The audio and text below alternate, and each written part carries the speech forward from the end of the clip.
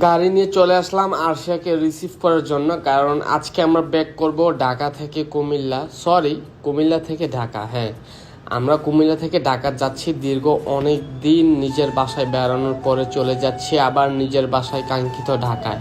আমার ছেলে এইদিকে মাশাল্লাহ উতাল পাতাল করতেছে, সে অনেক খুশি যে সে ঢাকা যাচ্ছে, কারণ আমার ছেলে ঢাকা ছাড়া অন্য কোথাও ভালো লাগে না। সে জানে যে গ্রামে অনেক রোদ, অনেক গরম, কোথাও ঘুরতে যেতে পারে না, কোথাও ভালোভাবে হাঁটতেও পারে না, যার কারণে সে মাশাল্লাহ আজকে দেখেন অনেক খুশি, কারণ সে বুঝতে পারতেছে যে সে ঢাকা ব্যাক করতেছে, সে ঢাকা চলে যাচ্ছে। আগের মতো ঘুরতে বেরোতে পারবে, রেস্টুরেন্টে যেতে পারবে, হ্যাঁ, এদিক সেদিক ঘোরাফেরা করতে পারবে। ঢাকা শহরে আসলে অনেক ঘোরার জায়গা আছে, যেখানে মন খারাপ থাকলে ঘোরা যায়, হাঁটা যায়, অনেক কিছু, নানান জায়গাতে যাওয়া যায়। আসসালামু আলাইকুম, সবাই কেমন আছেন?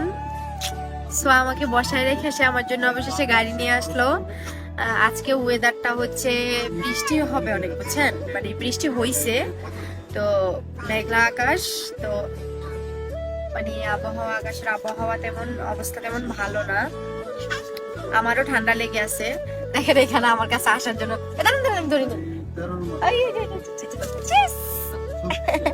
এই যে আমার কাছে চলে আসছে বাবা। ওর গাড়িতে উঠাই ফাজলামি করে যায়।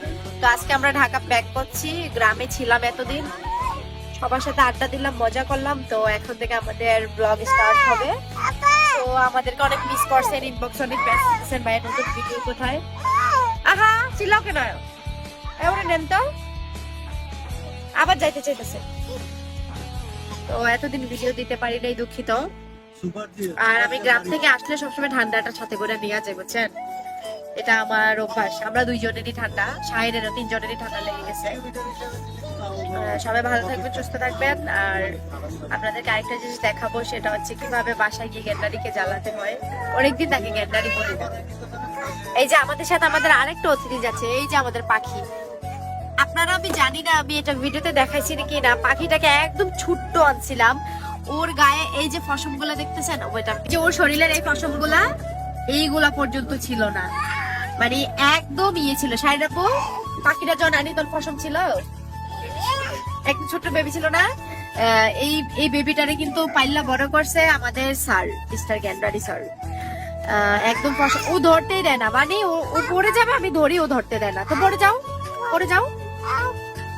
সারা গাড়িটা হাঁটতেছে। ওটা বাসা পাইছো তুমি?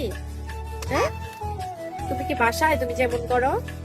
তো আমাদের এটার জন্য দোয়া করবেন। ওকে ওর বাবা মার কাছে নিয়ে যাবো। আমাদের আরো 4টা পাখি আছে, 2 জোড়া।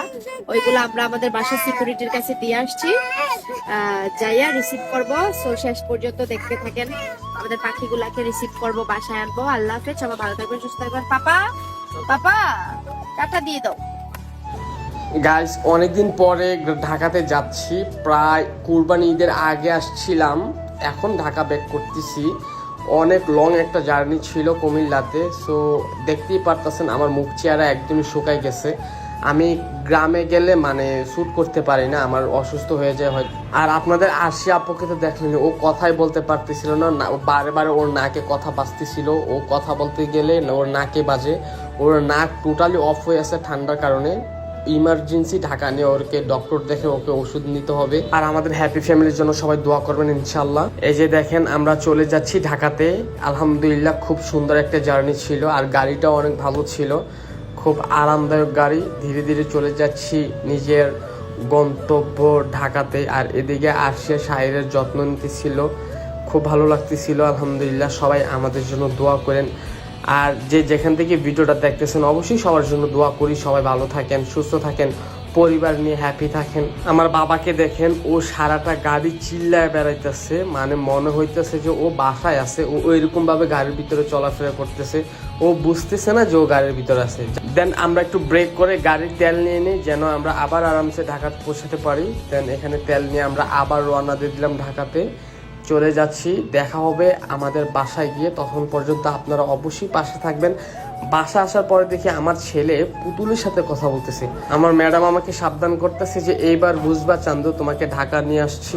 এই কথাগুলো বলার কারণ হচ্ছে গাইস, আমি যখন গ্রামে যাই আরশিয়াকে রেখে এখানে সেখানে ঘুরতে যেতাম, এই প্রতিশোধ ও এখন তুলবে। কেন ওকে আমি নিয়ে ঘুরতে যাই নাই, যার কারণে ও এখন সব প্রতিশোধগুলো তুলবে। আর শাহির কি করে আপনারা দেখেন, শাহির কি করে।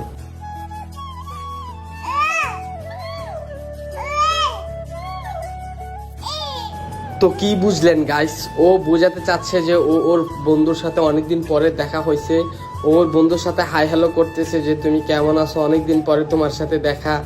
শাহের বন্ধুকে পেয়ে গেছে, শাহের সারাক্ষণ ওর সাথে কথা বলে, ওর সাথে খেলাধুলা করে। সো আমার ছেলের জন্য সবাই দোয়া করবেন। আমি আলহামদুলিল্লাহ দোয়া করি আপনারা যে যেখান থেকে ভিডিওটা দেখতেছেন, আর মহান আল্লাহ তাআলা যেন আপনাদেরকে ভালো রাখে, সুস্থ রাখে, অবশ্যই আপনাদের ফ্যামিলিকেও যেন আল্লাহ ভালো রাখে। শাহির এদিকে ওর বন্ধুর সাথে একটু পরে পরে কথা বলতেছে, তুমি ভালো আছো, আমি অনেকদিন পরে তোমার সাথে দেখা হয়েছে, কি অবস্থা ছিলা, কেমন ছিলা, সবগুলো জেগেতেছে। গাইস আমাদের ভিডিওটা অবশ্যই আপনারা শেয়ার করবেন, লাইক কমেন্ট অবশ্যই ফলো করবেন, আর ভালো থাকবেন, সুস্থ থাকবেন। আসসালামু আলাইকুম ওয়া রাহমাতুল্লাহ।